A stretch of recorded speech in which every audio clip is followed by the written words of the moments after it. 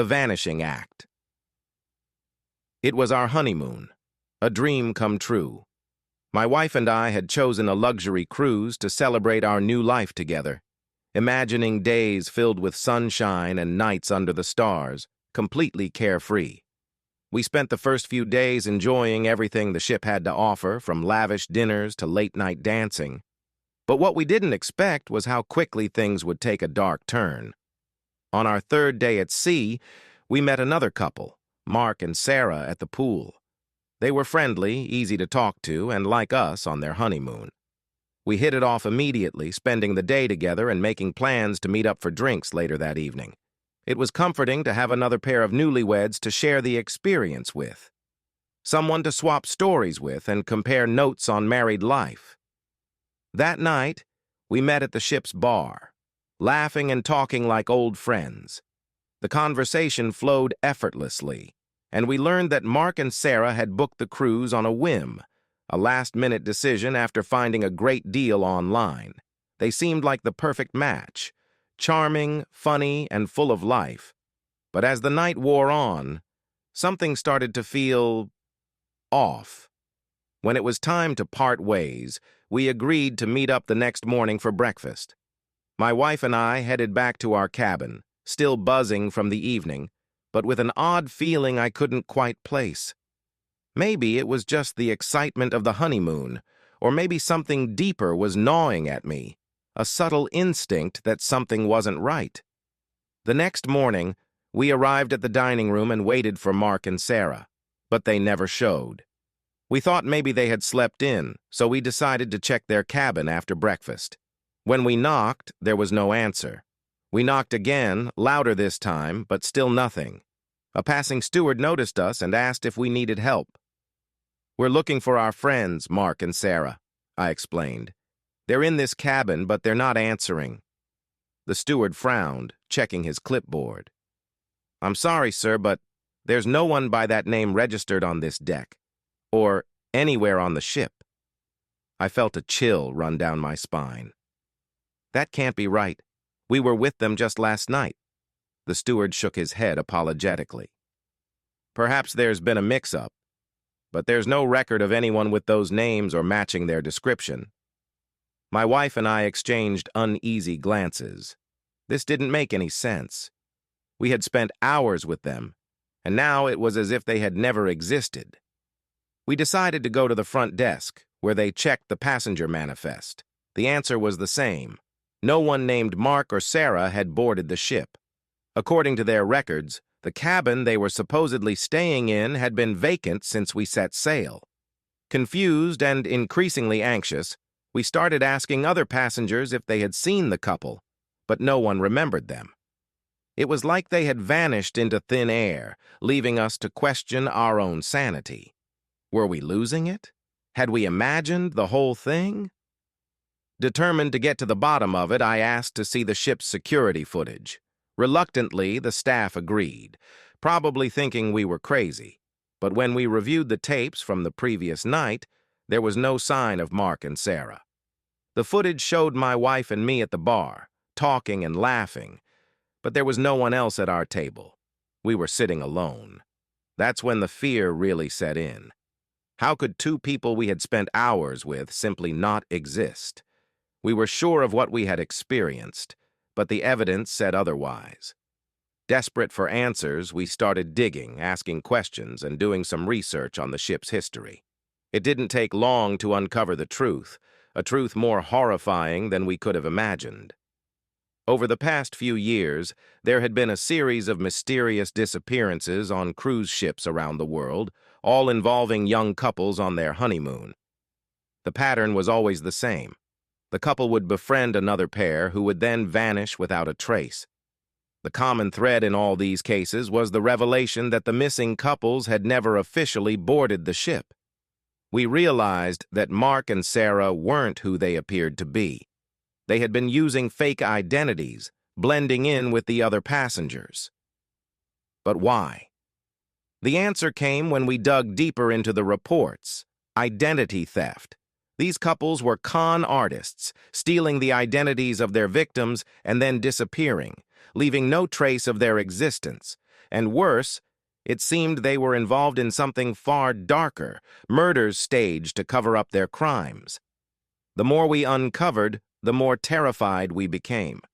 We weren't just dealing with identity thieves, we were dealing with killers, and now they had marked us. My wife and I were their next targets, set up to disappear just like the others. We spent the rest of the cruise looking over our shoulders, too afraid to sleep, too scared to let our guard down. We reported everything to the authorities as soon as we reached the next port. But deep down, we knew that Mark and Sarah, if those were even their real names, had already disappeared, slipping away into the shadows, ready to strike again on another ship, another unsuspecting couple. Even now, the memory haunts me. That night, we thought we'd made new friends.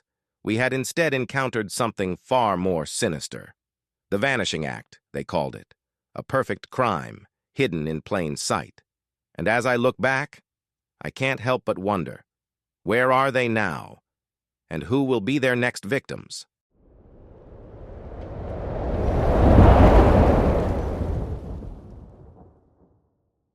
The Midnight Caller. It was supposed to be just another night on the cruise. Maybe a bit stormier than usual, but nothing out of the ordinary. The waves were rough, and the rain lashed against the windows, but inside everything seemed as normal as could be.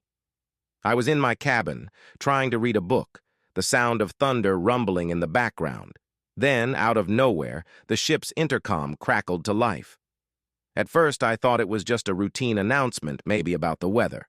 But instead of the captain's calm voice, what came through the speakers was something else entirely. A soft, almost whispering voice that sent a chill down my spine. "Good evening, passengers. I hope you're enjoying your voyage, but I must warn you, tonight, things are going to get interesting." I froze. The voice was unsettling, but what really got to me was the tone. Casual, almost playful, like someone enjoying a private joke. I put my book down, listening intently, waiting for some sort of explanation. But all I got was silence, followed by the sound of static. I wasn't the only one who found it strange. I could hear murmurs in the hallway outside my cabin, other passengers coming out of their rooms, asking each other if they had heard the same thing. No one seemed to know what was going on. Some people laughed it off, calling it a prank, while others looked genuinely unnerved. A few minutes later, the voice came back, this time a little louder, a little clearer. "You should all know," it said, "that someone on this ship isn't who they seem. But don't worry, I'll guide you through what's about to happen." I felt a knot form in my stomach. This wasn't just a joke. There was something malicious about the way the voice spoke, as if it knew something we didn't. I grabbed my phone, thinking about calling the front desk, but the line was dead. No signal, no connection to the outside world. As the storm raged on, the voice continued to speak, each message more disturbing than the last. It started describing things in real time. Passengers moving through the halls, doors opening and closing, conversations that were happening all around the ship. Whoever it was, they could see us, hear us, but we had no idea where they were. Panic started to spread. People were running from cabin to cabin, trying to find out who was behind the voice. But the ship was massive, with too many places to hide, and then the voice dropped a bombshell. "You're all so predictable," it said, almost laughing. "You don't even realize who I am, do you?" "But you should. You've heard of me. The killer, they said, was dead. The one they never caught. I've been waiting for this moment." I could feel my heart pounding in my chest. The name that came to mind was one I'd hoped never to hear again. Years ago, there had been a string of murders, brutal, terrifying killings that had terrified the country. The killer was never caught, but rumors had spread that they had died in a shootout with the police. I'd assumed it was true, like everyone else, but now here I was, trapped on a ship in the middle of a storm, with that very voice taunting us over the intercom. The passengers were in full-blown panic mode now, some trying to break into the crew quarters, others searching for weapons, anything to defend themselves. The voice continued to torment us, describing events as they happened, doors being barricaded, people hiding in their rooms, one man trying to jump overboard but being stopped by the crew. Every time it spoke, it knew exactly what we were doing, as if it could see every move we made. The realization hit me like a ton of bricks. There was no escaping this. Whoever the killer was, they had planned this perfectly. We were all trapped, sitting ducks in the middle of the ocean with no way to call for help and no idea where the danger was coming from. And then, just as suddenly as it had begun, the voice stopped. Silence fell over the ship, broken only by the distant rumble of thunder and the sound of the waves crashing against the hull. For a moment, I thought maybe it was over, that the killer had decided to stop, to let us go. But deep down, I knew better. I barricaded myself in my cabin, trying to think of what to do next.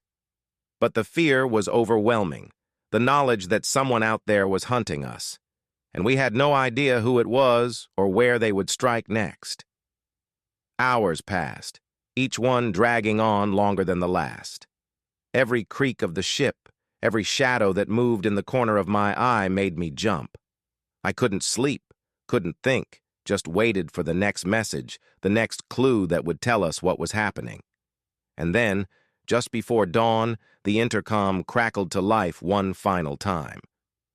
"Goodbye," the voice said almost tenderly. "I've enjoyed our time together, but every game has to end sometime, don't you think? I'll be seeing you soon."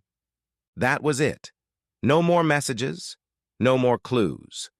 The ship was eerily silent, the storm finally starting to calm. But the damage was done. We were all left in a state of fear and paranoia, unable to trust anyone, not even ourselves. As the sun rose, the ship made its way to the nearest port, but the terror of that night stayed with us. We never found out who the voice belonged to, never learned the identity of the killer. But I knew one thing for sure. No matter how far I sailed, no matter where I went, I would never forget the midnight caller who had turned our peaceful cruise into a nightmare that would haunt me forever.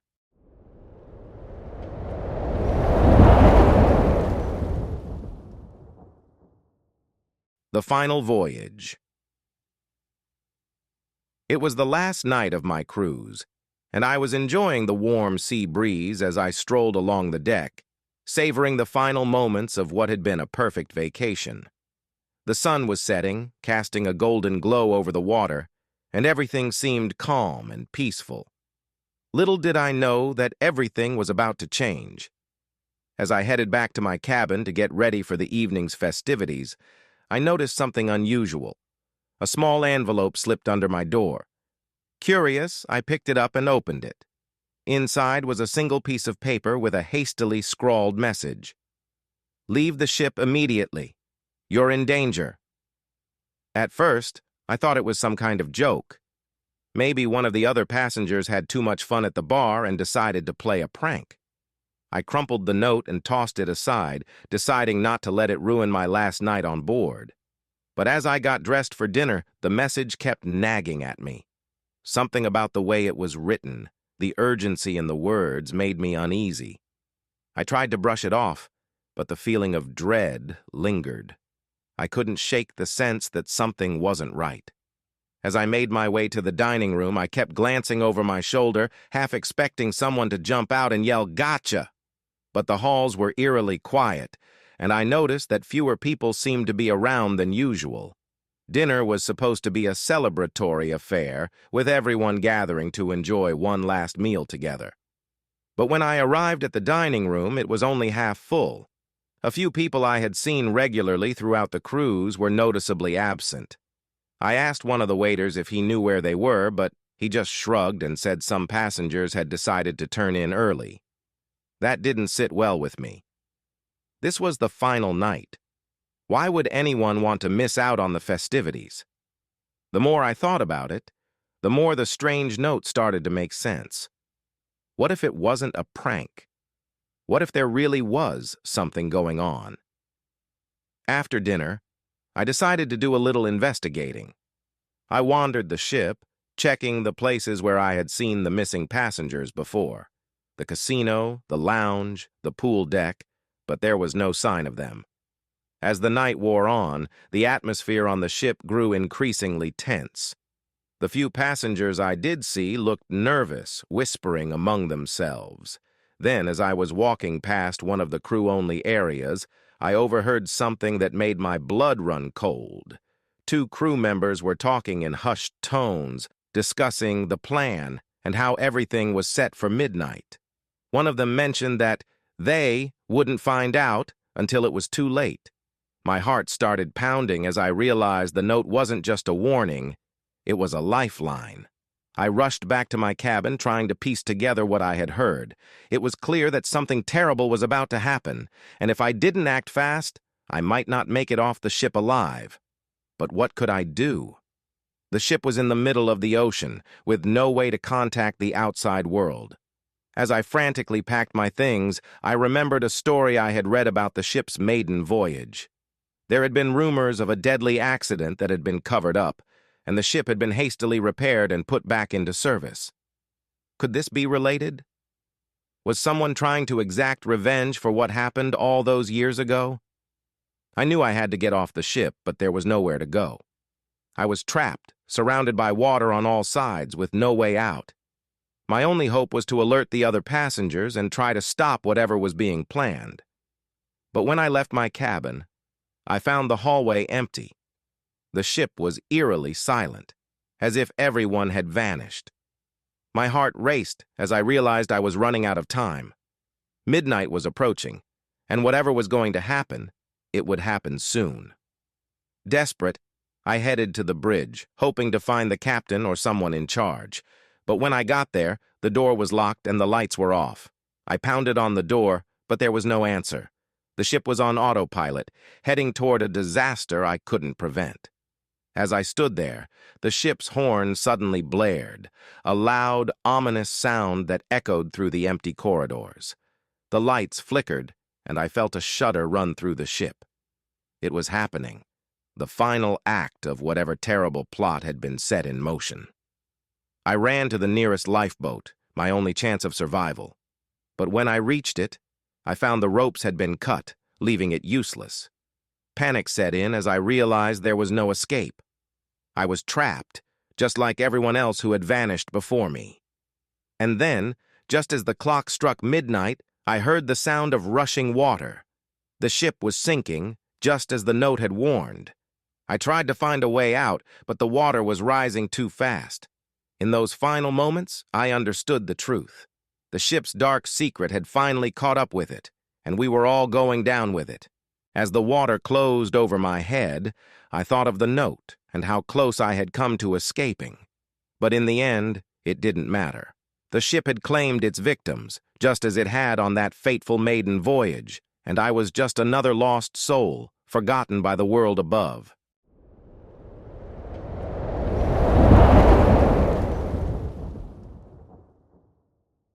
The Phantom Cruise. I had been looking forward to this cruise for months, a chance to unwind, disconnect, and enjoy some much-needed relaxation. I boarded the ship with excitement, ready to leave my worries behind. The first couple of days were perfect. Great food, beautiful sunsets, and just the right amount of sea breeze. But on the third night, things started to get strange. It began innocently enough. I noticed that the people around me seemed a bit different.